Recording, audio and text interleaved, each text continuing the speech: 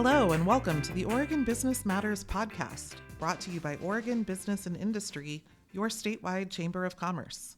At Oregon Business Matters, we like to focus on insights, issues, and initiatives that impact Oregonians' shared prosperity and our state's economic health. I'm Angela Wilhelms, the president and CEO of OBI, and your host here at Oregon Business Matters. And today I'm in Portland talking with Maria Pope, President and CEO of Portland General Electric, or, to most of us, PGE. Based in Portland, PGE has provided power to Oregonians for more than 130 years. PGE's service area includes many of Oregon's most economically significant areas, including Multnomah County, as well as the Silicon Forest, as some call it, in Washington County. It's also a big employer in its own right, with roughly 2,900 employees. All that is to say that PGE plays a large and long-standing and important role in Oregon's economy. So Maria, I'm really looking forward to talking with you today about the company, the critical work that it does, and thank you for joining me. Angela, thank you. Great. Well, why don't we just kick off with the basics? Share a little bit about PGE with our listeners. I mean, I touched on some of the statistics, but tell us a little more about customers, service area, et cetera. Sure. So Portland General is one of the largest utilities in the Pacific Northwest, as you noted. We're also one of the fastest growing. We generate power in Oregon, Washington, and Montana, and we serve most of the large employers in the state, and actually about 3/4 of the state's industrial and commercial activity. About a third of our customers are residential customers, or I should say a third of our energy is sold to residential customers. A third goes to business and commercial customers. And then a third goes to large industrial customers, of which, it's a hot topic right now, but about half of that, or about 14%, serves data centers. Okay, that's interesting. That's quite a mix. I think a lot of people just reading the headlines might think it was a different mix than what you just outlined. So thank you. Most people think it is much larger. Yeah, thank you for rooting us in that. So I want to stick with the basics for the next question as well. And I know you and you know this industry better than anyone, so you could probably go pretty deep in the weeds on this, but let's keep it a little bit high level. But Oregonians are served by various types of utilities. Some are, like PGE, investor-owned utilities. And there's a mix, and that's important, I think, in the context of the energy conversation landscape that we'll get into later. But can you just explain to listeners a little bit about the overall landscape and maybe the role that an investor-owned utility or IOU plays in that landscape? Sure. As you noted, we're about 130 years old, and so much of the way we are organized today in terms of energy infrastructure, particularly electricity, really goes back to almost that full set of history. So if we think first and foremost, we've got the federal entity, or Bonneville Power Administration, and as well as a number of public utility districts, co-ops, and municipal utilities. BPA operates much of the transmission system, much of the hydro in the region, particularly on the Columbia River, and is an extension of the U.S. Department of Energy. Okay. The PUDs, co-ops, and munis, they actually are, almost all of them just distribute energy. So think of a line center, folks, trucks, repair, dispatch, the kinds of activities. And they pretty much all get their power from Bonneville Power Administration. The investor-owned utilities, and if you think sort of across the Pacific Northwest, ourselves are no different than PacifiCorp, Puget Sound Energy, or Vista in Washington, or Idaho Power in Idaho. And what we do is we bring large-scale capital to essentially a public good, or the energy ecosystem of this region. And that is because we have access to capital markets, both equity capital, debt capital, but also something that's really important, and increasingly so, is insurance capital and collateral. And so we exist, again, as I mentioned, to bring this large-scale capital to a public good, safe, reliable service at scale. And we, as investor-owned utilities, we own a lot of power generation, we own a lot of transmission, and certainly we own a lot of distribution assets. We actually serve most of the individuals in the Pacific Northwest. And as an example, Portland General has about $16 billion of assets. And so we bring that capital strength to not just our customers, but to the entire region. As I noted, we serve the largest industries in Oregon in particular. Yeah, that's really interesting. And I don't think it's something, I mean, most of us, when we flip on a switch at home or at work, we don't really think about it. But you're right, the capital intensive nature of this, the infrastructure that goes into a safe, reliable grid, if you will, is complicated, expensive, and completely interconnected. That's how it works. And you're right. I don't think many of us think about, like, we pay our bill for what gets delivered to us as the end user, but how that gets generated and transmitted would require some entities like yours that could be in that hybrid space where you can raise the capital to do that. Yes, we're really designed to deploy, quite significant sums of capital at the lowest energy cost for customers. And one of the things I think that's also really interesting, you talked about this interconnectedness. One of the things we also do is we work west-wide from New Mexico and through Arizona, Utah, Nevada, all the way up to British Columbia to ensure that we have the lowest cost energy for customers. And essentially think of it like an electron clearinghouse.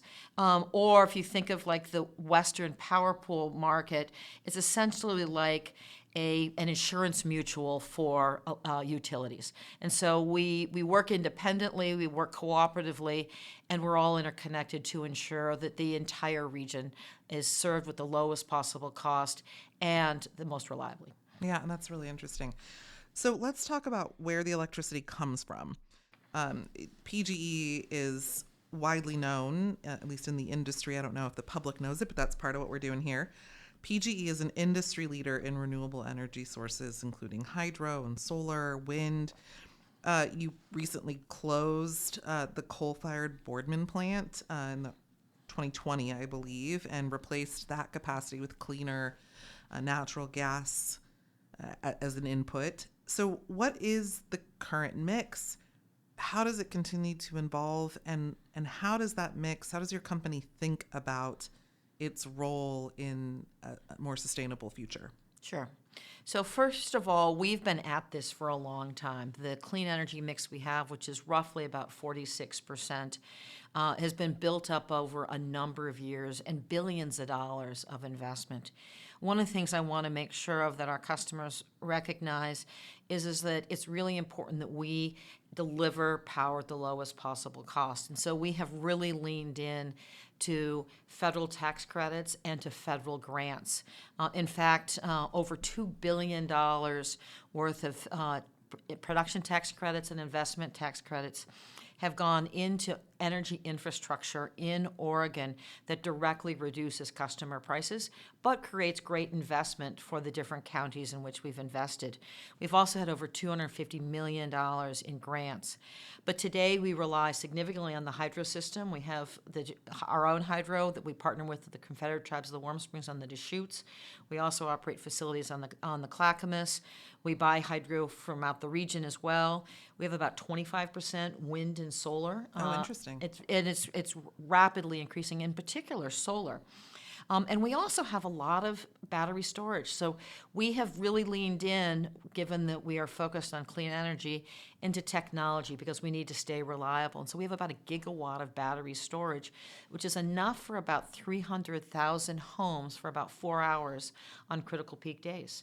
It makes a big difference to the stability for our customers and for the entire region. Yeah, I think it's something, again, it's not out front and center for customers to think about all that R&D and innovation that companies are doing constantly to evolve. And often, and we'll come back to this maybe a little bit, but often I think people forget that companies do that proactively before they're told they have to because of a statute or a regulation. They do it because it's the right thing to do for their customers. and the environment. And so there's my little soapbox for a second as I digress. But I just think it's important for people to realize that a lot of companies are making these investments proactively, voluntarily, creatively, and with significant resources. Absolutely. And I think it comes down to reflecting the values of our customers.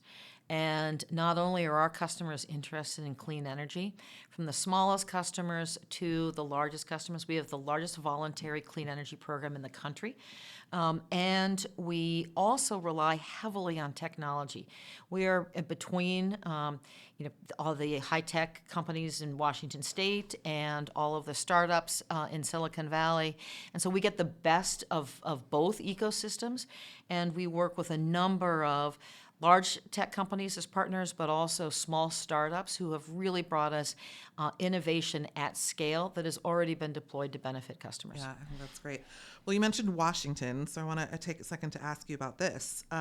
In February, PGE announced the acquisition of some substantial generation, transmission, and operations in Washington state.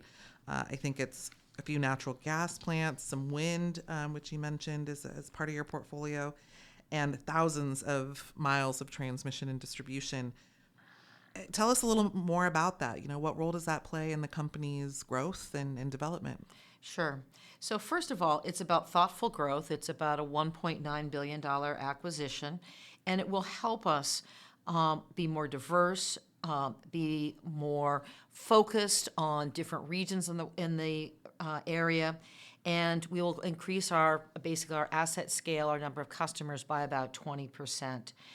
There's no question that being in two states is better than being in one, but we're in two states that have very similar philosophies and very similar environments and focus areas for their utilities. So it's extremely complementary. And so far, we're just extremely pleased with the stakeholder response. I couldn't be more excited about the community leader response we've seen, the commissioner and regulator response, the response of customers both in Oregon and in Washington, as well as our shareholders. And it creates great opportunities for our employees as well. Oh, yeah, good point. And we'll come back. I want to talk about employees a little bit more. But I want to talk a little bit about something that is on a lot of people's minds, both residential customers and industrial and business customers, which is affordability and the costs of basically everything. We see costs going up, and electricity is no exception to that. What are the primary cost drivers of electricity in Oregon now, and do they differ in meaningful ways from, say, Washington or other parts of the United States? Yes, that's a really great question. So first of all, we are impacted by the same inflationary issues that are impacting the entire economy. Over the last 5 years, about 50% or more of our cost increases have also come from extreme weather, namely wildfire prevention and insurance costs. Some of this is due to restoration, but a lot of it is due to system hardening and investment. And a new transformer costs twice as much as a transformer cost 5 or 10 years ago. About 30% of our increases come actually from higher taxes, energy efficiency through the Energy Trust of Oregon, as well as other policy choices. And those are different than what other states are experiencing. Can you say that number one more time? About 30%. Oh, wow. Okay. Yeah. And it's some of that relates to the increase in infrastructure we have in the state, but a lot of it relates to higher rights-of-way focus, as well as some of the policy choices that we make here in Oregon. The remaining balance comes from power costs, and overall, as I noted, clean energy investments come with federal tax credits, and those actually offset customer prices. And so we actually brought a wind farm online just a couple of years ago that actually lowered customer prices by about 1.7%. So it's not clean energy which most people think it is, because of the significance of the 30, 40, or 50% tax credits. We also have a philosophy, and have long had a philosophy, that growth pays for growth. And so our largest customers are actually paying the most, And now, even with some of the recent legislation and policy changes that are being implemented by the Public Utility Commission, we'll see, specifically data center customer prices go up quite a bit. Yeah, I think that's interesting. A lot of people would, it is a little counterintuitive. I think a lot of people instinctively would think, that utility is spending a lot of my money as a customer on the clean tech investments. But you're right, there are a lot of offsets and things that make that worthwhile. And then, of course, there are economies of scale when you're talking about an infrastructure-heavy business like this. But you mentioned it, so we're going to go there. Let's talk data centers for another second, if we can. Your service area includes Washington County and other areas in the region that are known globally for the semiconductor industry and, in fact, data centers. And data centers have become very top of mind for a lot. They're very controversial now. They're coming up in political campaigns. They're coming up in policy debates, in part because they consume a lot of energy and are blamed for driving up electricity costs. So could you just unpack for people a little more? And by the way, I said unpack, which is a shout out. I have to shout out to my mom, who's probably the only person consistently listening to this podcast, but she notes I say unpack a lot, and I just did it again. I can't help it. So that one was for Gail. But can you just help us understand a little more about data centers and where they fit in the ecosystem of electricity usage and pricing? Sure. So first of all, let me also unpack for you a little bit, no pun intended, how utilities operate in that we serve everyone in our area. We don't discriminate. We don't choose customers. We're here to serve customers how and when they want and where they need electricity. We have long supported the semiconductor industry. They have very high reliability needs, given the nature of their infrastructure and how they manufacture. We also serve many of the hospitals in the region, as well as many other industries, some of whom have actually the opposite requirements of some other industries. So it's very important that we serve everyone where they are and how they want to be served. And as I noted, growth pays for growth. Residential or small business customers are not subsidizing data centers. And next week, data centers will be seeing a 29% price increase, which actually reduces customer prices immediately and is expected to further offset customer prices for residential and small businesses as we move forward in the coming years. So I think we can see that data centers actually are supporting the energy ecosystem of the region and already have contributed to reliability as we use their backup generation and can, in some instances, turn them off during peak periods and others. So they're an integral part of the reliability of the energy ecosystem and have been for a number of years. Yeah, I thank you for that, because I'll admit I didn't know the specifics, but I think it's important because we do get a lot of information, especially in a political year, a campaign year, and I think there's a lot of misinformation out there about who's paying for them and how that works. So I appreciate that. So let's come back to the company a little bit. Thank you for walking us through some of the elements of what you do and how you do it. But one of the things I think that probably surprises people about PGE, because again, you sort of operate there in the background reliably and we don't have to think about the company so much, but there's a lot of people that make that work. And PGE provides a lot of jobs, really good jobs. And so talk a little bit about your employee base, including maybe average salary and some of those things that customers or other people in the region just might not understand. Sure. So first, you're right. We have great family wage jobs. From our folks on the front lines to our engineers to control room operators, we employ an incredibly diverse type of workforce. And utility work pays about 77% above the state average. So these are really good paying jobs. We work hand in hand with IBW Local 125 on recruitment, retention, and training. We do extensive training. We also, between contractors, suppliers, and others, we support about 10,000 jobs across the state, even though you noted we have about 2,900 employees here. So that adds up to about $920 million of total labor income for Oregon. Additionally, we pay about $350 million in taxes, rights-of-way fees to local states and government. Actually, because of all the federal incentives, we don't pay much in federal taxes.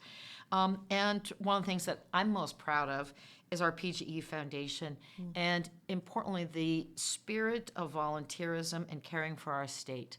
About 2/3 of our employees give their time and their treasure to supporting local communities. And so being there for one another, whether it is in bad storms when we're restoring the power, or whether it is supporting social enterprises, being here for our communities is really important and core to who we are as Portland General. Oh, that's great. And it's nice that workers can receive that ethos from headquarters all the way throughout the region. And you guys were kind enough to invite us to see the training facility in Sherwood as part of our manufacturing and innovation roadshow one year, and it's so cool. It's really incredible to see the training and the education, and really I think what was striking to a lot of us too was the enthusiasm that the trainees had for what they were embarking on and what they were going to get to do once they were ready to go. And I'd say it's even our long-term employees who were there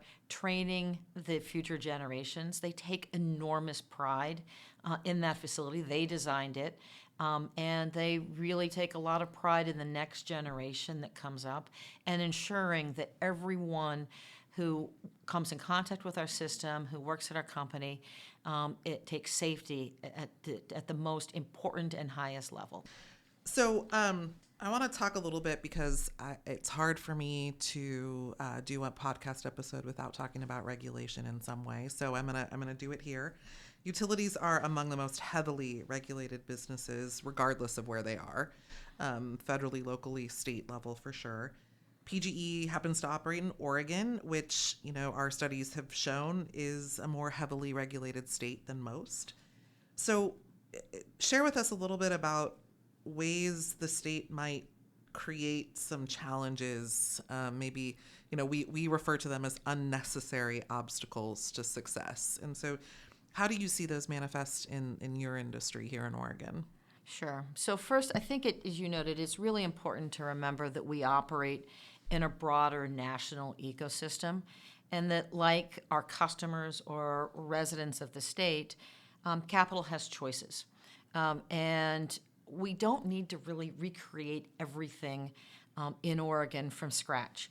We can look to examples in other states and copy or take a look at what's working really well. We at PGE, we benchmark all the time, and we replicate best examples across our industry, especially as it relates to technology, much of the work we're doing around automation, around AI. We are quick adopters of best practices. I think also from a state perspective that we can rely on the ecosystem of regulators that exist in our country. So for example, in our industry, the Federal Energy Regulatory Commission, or FERC, regulates interstate transmission. EPA, environmental issues. The SEC, governance and financial integrity. Even credit agencies, Moody's and S&P, essentially regulate credit metrics, balance sheets, cash flow. And so I don't think we don't have to do everything. And sometimes we, in our enthusiasm for our regulation, we get detailed beyond the ability to act nimbly. And so I think if you look at the governor's prosperity report, we would agree that we could really be a lot more effective in Oregon if we were really outcomes focused rather than all of the nitty details and sometimes over prescriptions that we end up with. Yeah, I think that's an interesting point and something that, our wheelhouse is state level policy, as you know, but there's federal regulations, there's state regulations, there's local regulations, and I do think it's easy for policymakers at each of those levels to forget that the other level exists. So they add their thing, forgetting that their thing is not only one in that vertical ladder, but one thing in the horizontal ladder among, the variety of state agencies or whatever. And so that compounding effect of regulation is really serious, and it's something that well-intentioned policymakers aren't thinking about because they're in their narrow lane. Yeah, absolutely. And the other thing I think that's interesting about what you mentioned, I have a colleague in Washington who refers to this as R&D, which is rip off and duplicate. When somebody's doing it well, yeah, do that. Just copy what they're doing. We don't have to always be the first. I like that term. I'll use that in the future, Angela. He'll know it was him if he ever hears you say it. But yeah, we don't always have to be the first, the best, the only, the most. Sometimes just doing it well is more important than putting some unique stamp on it. And I think we've lost a little bit of sight of that. And we'll see what happens with the Prosperity Council recommendations for sure. Well, what are some, as we come to a close, what are some things that you wish policymakers and Oregonians knew about your business that we haven't discussed and that they probably don't realize? Sure. That's a great question. I think, and probably, a great way to close. I think first, that the future of Oregon's economy is tied directly to how we invest in energy today. I think second, at PGE, I mentioned this before, we reflect the values of our customers and the values of our communities that we serve. Safe, reliable, affordable energy. We're all aligned. And then third, I'm really lucky. I work with the greatest group of colleagues. We show up every day to do our best for the region and for Oregon. We bring an extraordinary amount of talent and expertise, representing the best of the industry for our customers and for the state. That's great. Very well said. So thank you for what you do. I know it's the start of summer now officially, and I guess also unofficially with the holidays behind us, and we're heading into some of the hot months in Oregon, and that always creates unique challenges for you. So I also want to take this opportunity to thank all of your frontline workers who are going to be out there. They're out there in the winter when the ice storms hit, and they're out there all year long, but especially in the summer when you're at peak loads and people need that important and reliable power to stay cool and safe. So thank you to all of those folks that make the system work every day. Thank you. They're remarkable and they really care. Yeah. Well, is there anything else you want to share with our listeners before I let you go? I want to thank you for including me in your podcast. It's been great fun, and your questions and the discussion has been terrific. So thank you so much. Yeah, thank you for your time. And listeners, and thank you for your leadership across the state, Angela. Oh, gosh, my pleasure. I get to do it because folks like you trust us to do it, and our team is like you. I have a great team, and we're proud to be able to represent the state's business community in some of those policy discussions. So thank you again, Maria Pope, President and CEO of PGE, for joining us today. And thank you, listeners, for tuning in. The Oregon Business Matters podcast is a production of Oregon Business and Industry, and our episodes can be found on all of the top podcast platforms like Spotify, Apple, and YouTube. So please check them out, follow, subscribe, and share. And for more information about OBI, please visit OregonBusinessIndustry.com. Thank you very much.